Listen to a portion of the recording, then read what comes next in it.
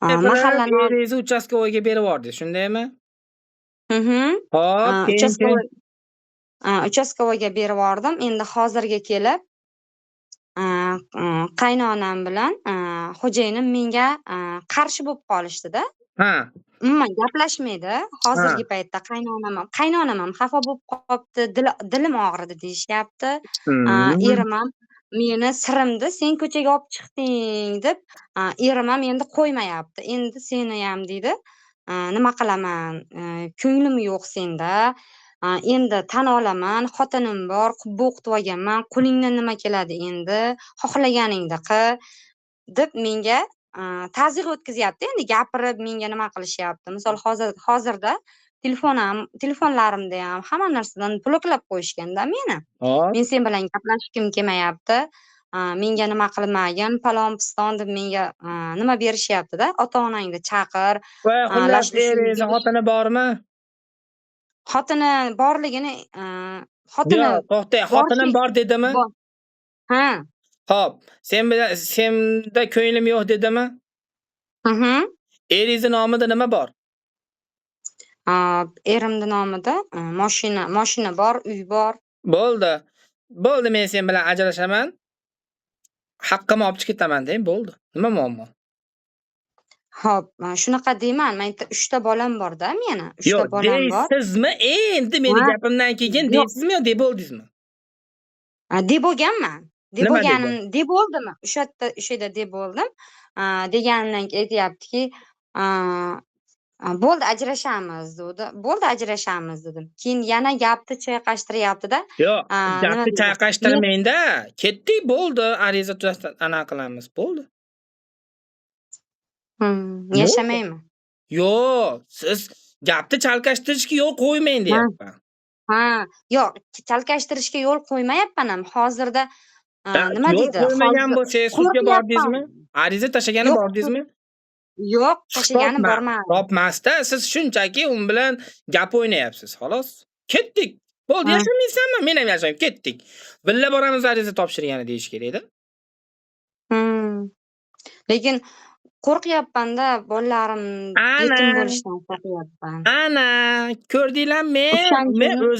Men hamma mendan maslahat so'raydi-da. Lekin hali birortasi qo'llaganini ko'rganim yo'q. Mana shu nima deydi, efirdagilarda. Qarangda, sizni nima efirlaringiz bor-ku, eshitaman-da. Lekin hamma qilgan gaplaringiz bor-da. Misol hamma efir Telegramda hamma har kuni har safar efir qilsangiz men kiraman-da. O'shanda savol-javob bo'lmaydi. Men sizga savol bera olmayman-da sizga. Lekin men siz qilgan siz gapirgan gaplarni men qilganman-da. Qilganim uchun men hozir bu yerda yashayapman, to'g'risi-da. Men siz gapirgan gaplaringizni shunaqa qiling degan nimangizni men qilganman-da, hali savol berasizga ayollarga. O'shanda men o'zimga keraklilarini olib qolib, men shu ishni qilganman. Endi hozir aytayapmanki, men misol xo'jayinim hozir telefon qilishdi-da menga. Telefon qilib, sen deydi uchastkovoylarga dardingni aytding. Sen dardingni aytibsan, dardingni dasturxon qilibsan deya. Mayda chaynalyapti-da endi u gap misol erkak kishining gapi emas. Mayda chaynalib sen dard aytyapsizmi? Mendan ayb qidiryapsiz. Yo'q, siz hozir nima endi gapiryapsiz? Aybdor qidiryapsizmi? Yo'q, aybdor qidirmayman. Men hozir qilgan narsamni aytib bermoqchiman. Mavzudan chiqib ketib qolyapsiz. Yo'q, sizga men qilgan texnikani aytib bermoqchi edim. Qilgan texnika ishlamasligi ehtimoli katta. Sababi qo'rquv bo'ladi. Tushunyapsizmi? Endi agar e'tibor bergan bo'lsangiz, men ana boshqa psixologlar kabi silab siypalamayman. Eringizni kechirib yuboring. Kechirmang. Yaxshi gapiring. Mabodo otangizdan nafratlanmaganmisiz? Karmani tozalash kerak demayman. Men muammo hozirgi paytda realmi? Real hozirgi paytda ko'zga ko'ringan muammodan chiqish uchun nima harakat qilish kerak yoki nima qaror qabul qilish kerak? Mana shu haqida gaplashaman va mana shu paytga doir eng zo'r yechim bo'lib ishlayapti mening mijozlarimda. Hozir qo'rqyapman-da men. Yo'q, qo'rquv bo'lishi tabiiy. Aka boshingiz og'rib ketmang. Yo'q, men kayf qilaman mana shunaqa gaplashsam. Qarang, qo'rquv bo'lishi tabiiy, chunki siz hali anaqa nima deydi, siz vaziyat bilan kurashyapsiz. Hali uni ichki sababi bilan anaqa nima deb bilmayapsiz-da. Vaziyat bilan kurashni tanlasangiz, siz butun umr kurash ongida yashaysiz. Omon qolish ongida yashaysiz. Tushunyapsizmi? Omon qolsam bo'ldi, yashab qolsam bo'ldi, nimadir qilsam bo'ldi deb doim kurashib yashaysiz. Chunki vaziyat sizni nazoratingizdagi narsa emas. Endi masalaga ozgina chuqurroq yondashamiz. Endi ikkinchi yo'l bor. Boshqa yo'l bor. Eng qulay yo'l nima deydigan bo'lsa, vaziyatni keltirib chiqarayotgan ichki ssenariy, o'sha ichki ssenariyning natijasida vaziyat kelib chiqayotgan bo'ladi. Siz vaziyatni boshqara olmasligingiz mumkin. Ichki ssenariyni boshqarish o'zingizning qo'lingizda. Oldin o'sha vaziyatni keltirib chiqarayotgan ssenariy topiladi. Bu diagnostikada bo'ladi. Keyin o'sha ssenariy almashtiriladi. Bu seansda bo'ladi. Siz diagnostikani pulini tejab, seansni pulini tejab har nima qilishingiz mumkin. Lekin doimiy stress, doimiy kurash, doim omon qolish rejimida yashayverasiz. To'g'ri. Endi hozirga kelib, aytishyaptiki, aytdim-da hozir, seni unaqa qo'yaraman, portalga beraman, palon-piston deb menga nima berishyapti-da. O'sha seni dedi uchastkovoy senga uy-joy qilib bersin, nimaga menga uy-joy qilib beradi? Meni uyim bor dedim. Men dedim bu paytdan men chiqib ketmayman. Xohlasangiz dedim, o'sha ayolni olib kelib, men shu yerda yashang yonimda dedim-da. Men mana shu yerda yashang, qo'lingizdan kelsa dedim. Xo'p, siz qubba o'qib olgan ekansiz, mana shu yerda kelib yashang dedim. Yashayman ham, qo'limdan keladi. Meni nima qilyapti-da? Misol tan olmagan shu paytgacha, endi meni nima qilar ekan bu deb tan olyapti o'zicha. Savolingiz nimada? Savolim bo'ldi, endi hozirga kelib nima bolalar ta'minotini qilib bering, men bilan sen ishing bo'lmasin deyapti. Endi hozir men shu tempda yashasam, vaziyat o'zgaradimi? Nimani hisobiga o'zgarishi kerak vaziyat? O'sha uning uchun seans olishim kerak.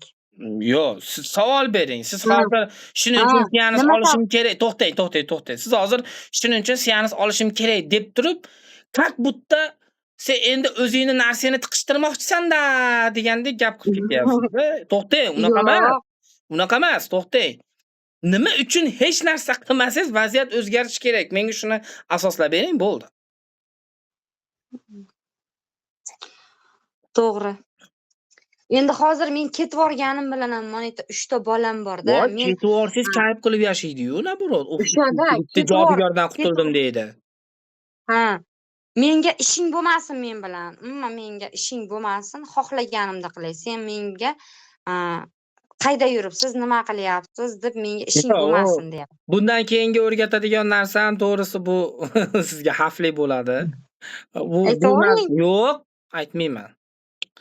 Buni oldin ishlaymiz, opa. Ichki holatingizni to'g'rilaymiz. Keyin qilsa bo'ladi.